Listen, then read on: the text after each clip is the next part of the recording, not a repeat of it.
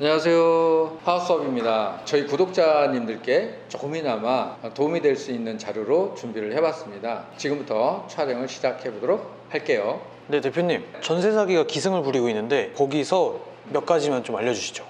그래요. 요즘에 너무 걱정인데 그러면 제가 한 세 가지로 좀 줄여서 한번 말씀을 드려볼게요. 자, 전세 사기가 작년이었던 것 같아요. 작년부터 부동산 가격이 하락을 하면서 그때부터 이제 급속도로 퍼져나가고 있는 실정인데요. 특히 제도의 허점을 노려가지고 고의적으로 전세 사기를 일으키는 그런 경우가 더더욱 큰 문제가 지금 되는 것 같아요. 사회 초년생 같은 경우가 특히 경험이 없으시고 하다 보니까 피해자가 많은 것 같아요. 지금 심각한 문제인 것 같습니다.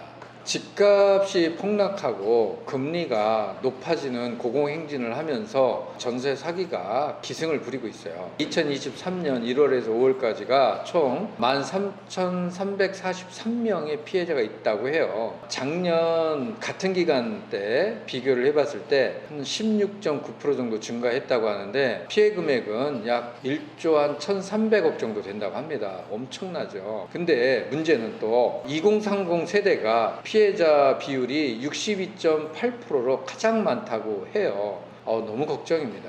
그러면 제가 아까 말씀드렸던 세 가지 유형을 좀 말씀을 드릴게요. 일단 깡통 전세인데요. 전세가가 매매가보다 같거나 높아지는 그런 상황이에요. 그래서 집값이 조금만 떨어져도 세입자가 전세보증금을 돌려받기가 어려운 상황이 돼버리는 거죠. 애초에 집을 살 돈이 없는 임대인이 세입자한테 받는 전세보증금을 가지고 다른 집을 사는 그런 갭 투자가 해당 문제를 발생시키는 그러한 원인으로 지목되는 거죠. 갭 투자를 할 경우에 집값이 조금만 떨어져도 전세값보다 집값이 낮아진단 말이에요. 그래서 집을 팔아도 전세금을 돌려줄 수가 없게 되는 그런 상황인 거예요. 이런 경우에 보증금을 책임지지 않고 경매로 넘겨버리거든요. 그러면 전세보증금을 돌려주는 것보다 집을 포기하는 것이 임대인 입장에서는 훨씬 이득이 되는 상황이 될 수 있는 거예요. 자, 두 번째 유형 같은 경우는 이제 고액 체납 같은 경우가 그런 예인데요. 임대인이 내야 될 세금을 그걸 내지 않아서 체납을 시키고요. 그런 상황에서 집이 경매로 넘어가는 경우예요. 그러니까 이제 집이 팔리더라도 체납한 세금이 세입자 보증금보다 우선하는 그런 상황이고, 그렇게 해서 징수를 하기 때문에 체납한 세금이 많은 경우에는 집이 비싼 값에 팔려도 보증금을 못 받는 그런 경우가 생기는 거죠. 특히 이제 이런 경우가 있어요. 세입자가 전세 입주하고 나서 발생한 세금 체납도 우선으로 징수되는 상황이 생겨요. 이게 더 큰 문제입니다. 세입자가 들어갈 때는 별거 아니었다 생각했는데 나중에 알고 보니까 이런 고액 체납이 있는 거죠. 그런 고액 체납을 당하지 않기 위해서는 집주인의 세금 체납 여부를 미리 확인을 꼭 하셔야 됩니다. 그래서 계약서에 임대인의 세금 체납에 따른 책임을 명시하는 것도 굉장히 중요합니다.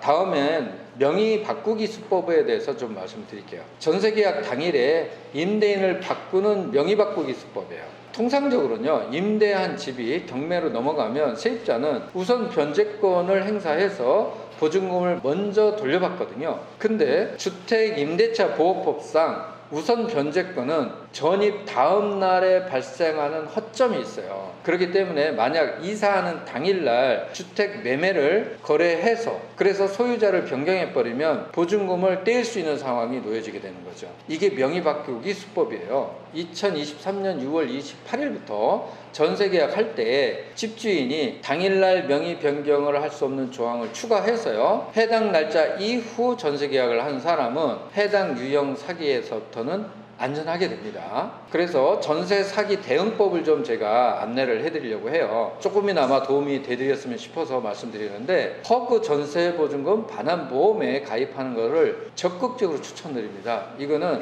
추천을 수도 없이 드려도 부족할 것 같아요. 임대인이 전세금을 돌려주지 못하는 경우에 주택도시보증공사가 세입자한테 전세금을 먼저 돌려주는 그런 제도니까요. 꼭 기억을 해 놓으셨으면 좋겠습니다. 전세보증금 반환보증 가입자는 계속해서 늘고 있는 추세거든요. 올해 1월에서 5월까지 가입자 수가 무려 13만 3,433명, 같은 기간 대비로 해봤을 때 16.9%가 증가한 수치입니다.